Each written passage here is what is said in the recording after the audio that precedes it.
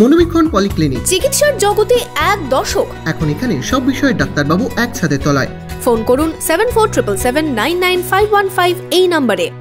শামসেরগঞ্জে পঞ্চায়েত প্রধানের ঘনিষ্ঠ আত্মীয়দের নাম আবাসের তালিকায়। এ নিয়ে তরজা তুঙ্গে শামসেরগঞ্জে। কি অভিযোগ প্রধানের বিরুদ্ধে? দেখুন একটি প্রতিবেদন। আপনার আনন্দে আমাদের উদযাপন। বিয়ে হোক বা পার্টি, বহরমপুরে এবার luxury banquet hall at golden retreat. জেলায় একমাত্র পিলারলেস ব্যাংকোয়েট। আছে স্পা, সালন, ক্লাব মেম্বারশিপের সুযোগও। বহরমপুর শিল্প তালুকে গোল্ডেন রিট্রিট। আবাসের তালিকায় নাম প্রকাশের পর বিতর্ক শুরু গঙ্গা ভাঙন অধ্যুষিত শামসেরগঞ্জে। পাকা বাড়ি সত্ত্বেও কি করে তালিকায় নাম বোগদাদনগর গ্রাম পঞ্চায়েতের প্রধান ঘনিষ্ঠ সাতঘরিয়া গ্রামের 24 জন বাসিন্দার? এই অভিযোগ প্রকাশ্যে এনেছে খোদ তৃণমূল। সোশ্যাল মিডিয়ায় ভাইরাল হয়েছে পোস্ট, জানিয়ে মুখ খুলেছেন স্থানীয় তৃণমূল নেতা। আবাসের সমীক্ষায় গলদ, ঘর পাওয়ার যোগ্য হয়েও নাম নেই তালিকায়, অথচ অযোগ্যদের নাম রয়েছে তালিকায়। এই দাবিতে সরব শামসেরগঞ্জ ব্লক তৃণমূল কংগ্রেসের প্রাক্তন সভাপতি বজলুর রহমান।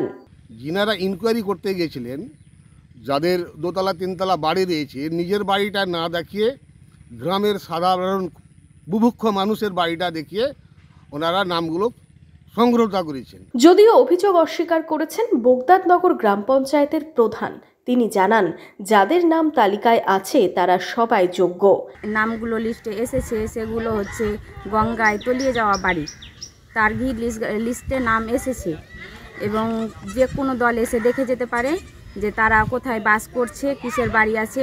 এই যে দোতলা তিনতলা বাড়ি এইভাবে যে ফেসবুকে ছাড়া হয়েছে, এটা সম্পূর্ণ মিথ্যে। যে কোনো দলের লোক এসে দেখে যেতে পারে তারা কোথায় বাস করছে। একই দাবি করেছেন তালিকায় নাম থাকা বাসিন্দারা। বলছেন পরিকল্পিতভাবে মিথ্যে রটানো হয়েছে। নদীর কাঁধে আমার বাড়ি, নদীর কাঁধে ছিল না, দূরে ছিল।